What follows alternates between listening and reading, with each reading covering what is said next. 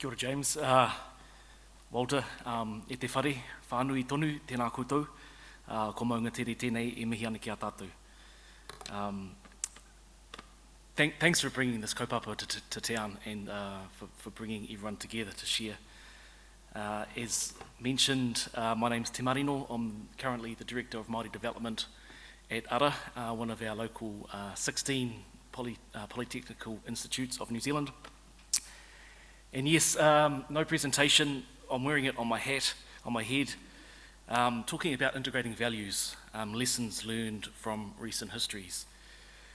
What might we learn from disruption to the status quo in our environment, and what might become in facilitating change. So let me start with this comment, a media statement from around the early 1990s. And have a think, what is this statement referring to? A politically inspired campaign of subversion which represents the agenda of extremism. A politically inspired campaign of subversion which represents the agenda of extremism. Who is this referring to? This politically inspired campaign of subversion representing an agenda of extremism. What does the statement conjure up in your mind? Early 1990s.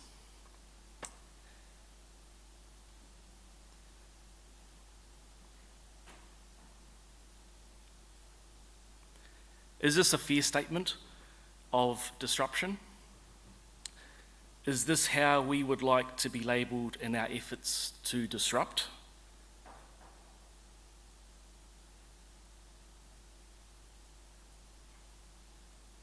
This is a big question, and I've only got 10 minutes, and James has taken up 8 of them, so I've got to be really quick. I want to think about this question, what facilitates change, and really quickly jump to 2 potential answers. They are, of course, change is facilitated through externalities. We know this in Christchurch, the earthquakes have done that to us.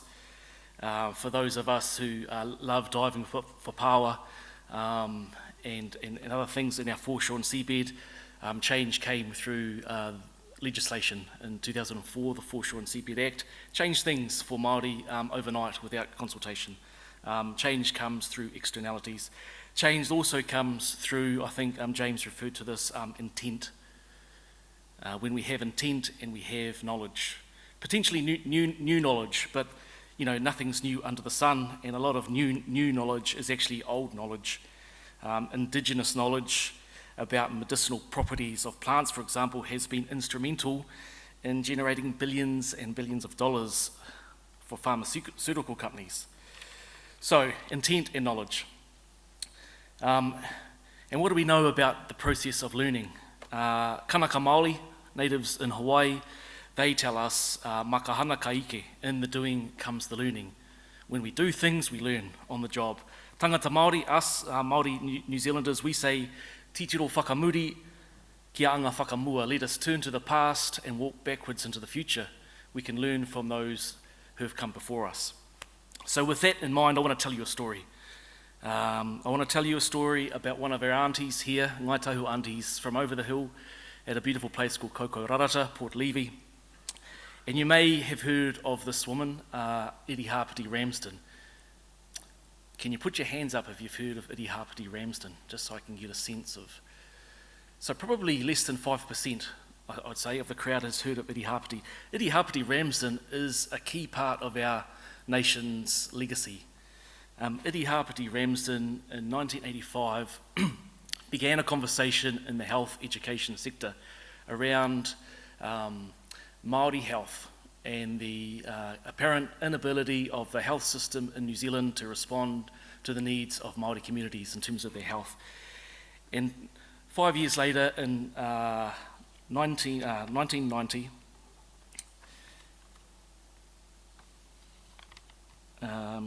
a decision was made by the Nursing Council Education Committee to require nursing schools in New Zealand to incorporate the obligations of the Treaty of Waitangi into their mission statements and nursing philosophies. 2 years later, 1992, the Nursing Council commissioned a set of guidelines that would determine the content of cultural safety in curricula throughout the country. In these guidelines, it was made emphatically clear that Māori did not wish nurses to become ethnologists, studying the habits and customs of the natives, as though they were 19th century armchair-based anthropologists. Instead, the objectives of cultural safety in nursing education included, and I'll just choose 3 things. 1, to educate registered nurses and midwives to examine their own cultural realities, and the attitudes that they bring to each new person they encounter in their practice. Number 1. Number 2, the guidelines said to educate registered nurses and midwives to be open-minded and flexible in their attitudes towards people from differing cultures to whom they offer and deliver service. Number 2. And number 3, the guidelines said wanted that sector to produce a workforce of well-educated, self-aware nurses and midwives who are culturally safe to practice as defined by the people they work with. That was radical. It was radical, and it caused disruption here in Christchurch, where Iri Hapiti was working at the Polytech, which I work at now, and it caused disruption throughout New Zealand. Iri Hapiti received a couple of gifts in the mail. The first one was a letter that just said, "I know where your children go to school." She then received a letter, and the only thing in the letter was a bullet. The press said,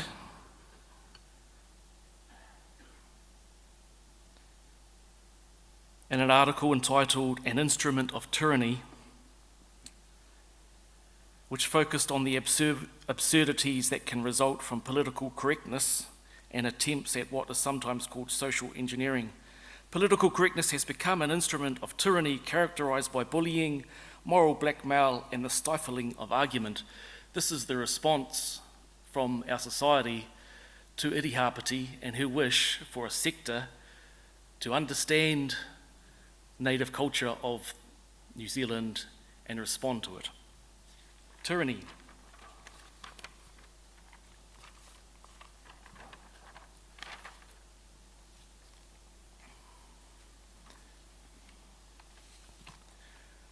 I raised Iri Hapiti Ramsden in the story of cultural safety in New Zealand's legacy for the Institute of Landscape Architects to consider. What can we learn from Iri Hapiti and the health sector in terms of effecting change as it relates to Indigenous ways of doing things within our society and within the sector, as it relates to Indigenous ways of knowing things? So, doing things, kaupapa Māori, knowing things, mātauranga Māori. How can this sector begin to adopt and reflect and to champion these elements? Ways of knowing, ways of doing. The story of Iri Hapiti starts in a place of recognition that the sector itself was not wired for Māori. And the result was Māori had poor health. The reasons for poor health are not just because of the sector. But her story is one of disrupting the status quo and anchoring cultural perspective into the health education sector with the objective of changing that sector so that it had positive impact on our community.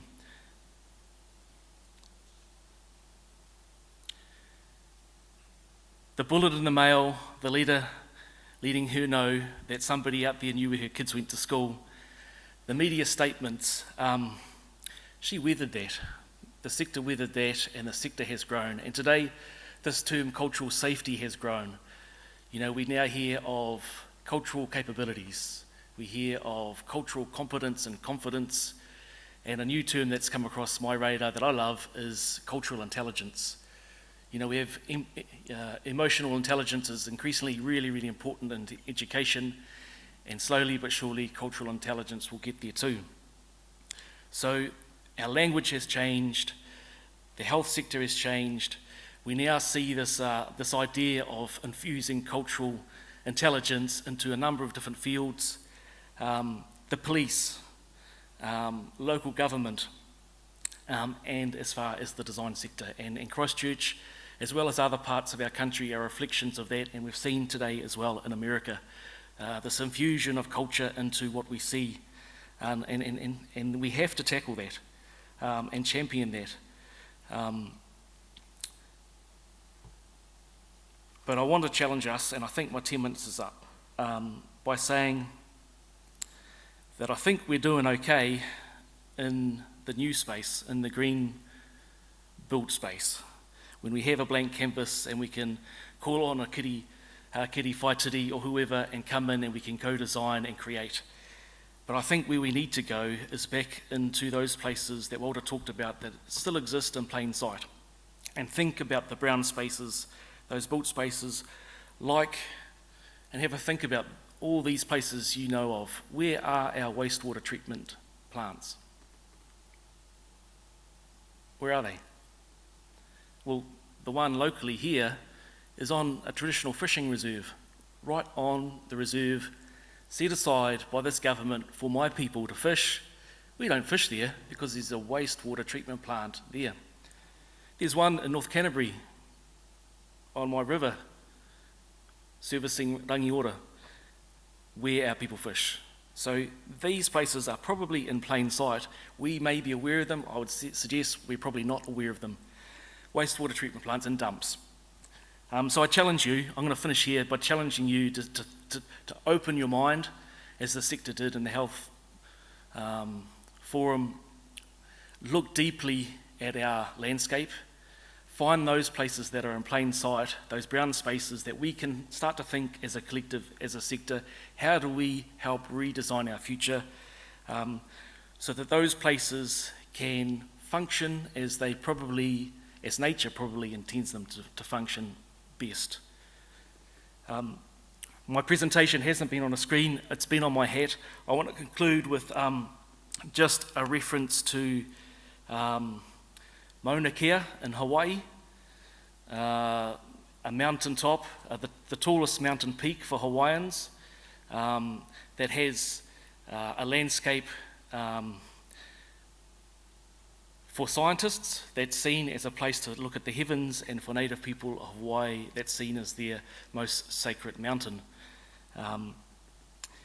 And the connection between Hawaii and Ihumātao in Auckland. And it's this thing here, kapu aloha. And for those who don't know Polynesia, the people of Hawaii are called Māori, just like the people, natives of New Zealand are Māori. And we speak effectively the same language with some slight twists. So kapu in our language here is tapu, you know, that sacrosanct nature, and aloha is respect, is aroha. And so this is the philosophy that the people of Hawaii took to the mountaintop, that violence was not accepted by anyone, that this ethos of aloha, of respect, would be the language of the occupation of the mountaintop. And they chose deliberately not to say we are protesters, but to say we are protectors. We are here not to protest telescopes, we are here to protect our landscape. And their stance and their language, which is our language, has travelled across the Pacific, and it's really changed the game for our own people in New Zealand. Where once we spoke of this idea of ka whawhai tonu mātou, ake, ake, ake, you know, a struggle without end, we will fight to the end, to a language of we are not protesting anymore, we are here to protect what remains. So I leave you with that, a challenge to look at those places in plain sight, particularly those that relate to our food sources and our sacred places, and to use this sector and your connections with each other, facilitated by this conference, to start to think, how can we unpack those places and build a better future for our kids? The two people on James Lundy's last slide. Tēnā koutou, kia ora tātou katoa.